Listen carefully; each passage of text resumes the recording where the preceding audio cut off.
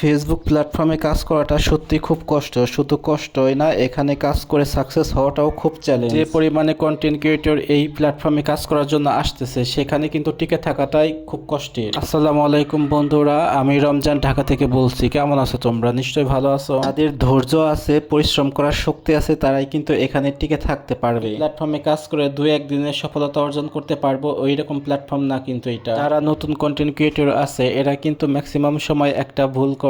এরা চিন্তা করে 4-5 মাসের ভিতরে আমি এখান থেকে সাকসেস হতে পারবো। কথাগুলো বলার কারণ হচ্ছে, একজন আমাকে কমেন্ট করছে, ভাই অনেক কাজ করছি, অনেক পরিশ্রম করছি, কিন্তু এখান থেকে কোনো সফলতা পাচ্ছি না। সত্যি কথা বলতে, এই প্ল্যাটফর্মে কাজ করাটা সত্যি কিন্তু খুব কষ্ট, সেটা আমিও জানি। আমি কিন্তু অলমোস্ট 2 বছর হয়ে যাচ্ছে এই প্ল্যাটফর্মে কাজ করতেছি। এখান থেকে মাত্র 2বার পেমেন্ট পাইছি, তারপরে আর কোনো খোঁজ খবর নাই। এই প্ল্যাটফর্মে ম্যাক্সিমাম কন্টেন্ট ক্রিয়েটররা যারা ঝরে পড়ে, তারা কিন্তু কয়েকটা ভুল করে। সেই ভুলগুলো আসলে আমিও করছি, অনেক করছি। এই ভুলগুলোর ভিতরে সব থেকে মেন ভুল হচ্ছে, একদিন কাজ করে 2-3 দিন কাজ করে না, একদিন একটা ভিডিও পোস্ট করে 2-3 দিন খবর থাকে না, 4 দিনের কালে আবার পোস্ট করে। আর এই 2 বছরের জার্নির ভিতরে এই ভুলটাই সব থেকে বেশি আমি করছি। একদিন কাজ করছি, 2-3 দিন কাজ করি। আসলে এখানে কাজ করতে প্রচুর পরিমাণে ধৈর্যের প্রয়োজন হয়। মাঝে মাঝে অনেক অলসতা লাগে, কাজ করতে ইচ্ছে করে না, ভিডিও বানাতে ইচ্ছে করে না, তারপরেও কিন্তু ভিডিও বানাচ্ছি। কারণ এখানে একদিন পিছিয়ে পড়া মানে অনেক পিছিয়ে পড়া। যেহেতু এই প্ল্যাটফর্মে এখন প্রতিযোগিতা অনেক বেশি,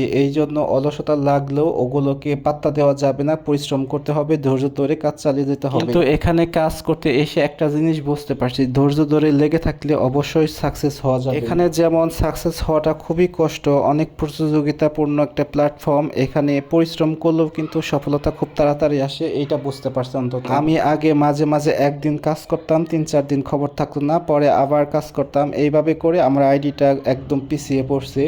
এখন মোটামুটি রেগুলার কাজ করতেছি, আর রেগুলার কাজ করার জন্য এখন কিন্তু মোটামুটি ভালোই সাড়া পাচ্ছি। আমার মনে হয় ধৈর্যের কারণে এই প্ল্যাটফর্মে 80% কন্টেন্ট ক্রিয়েটররা ঝরে পড়ে। যাই হোক, অনেক কথাই বলে ফেললাম। আসলে সবাইকে বলবো, এখান থেকে সাকসেস হতে চাইলে অবশ্যই কঠোর পরিশ্রম করতে হবে, আর সাথে ধৈর্য তো থাকতেই হবে, মাস্ট বি। আজকে সকালবেলা বাইরে গেছিলাম নদীর পাড়ে, ওখানে বন্ধুরা আসছিল, ওরা ফোন দিছিল, ফোন দিয়ে বললো আই একটু আড্ডা মাড্ডা দেই, চাটা খাই। পরে গেছিলাম নদীর পাড়ে, আর আজকের পরিবেশটা, ওয়েদারটা খুবই সুন্দর ছিল। নদীর পাড়ে একদম গরমও না, আবার ঠান্ডাও না, আকাশে মেঘ ছিল, আবার হালকা হালকা রোদও ছিল। বাইরে বন্ধুদের সাথে আড্ডা টাড্ডা দিয়ে চাটা খেয়ে বাসায় চলে আসলাম। আর বাসায় এসে দেখি পাখির পাত্রগুলি, মানে পানির পাত্রগুলি একদম নোংরা বানিয়ে ফেলছে।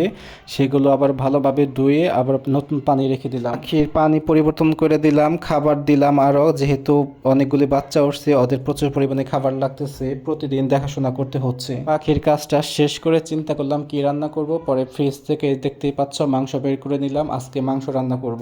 আজ এই পর্যন্তই, আবার দেখা হবে অন্য কোনো ভিডিওতে। ভালো থেকো সবাই।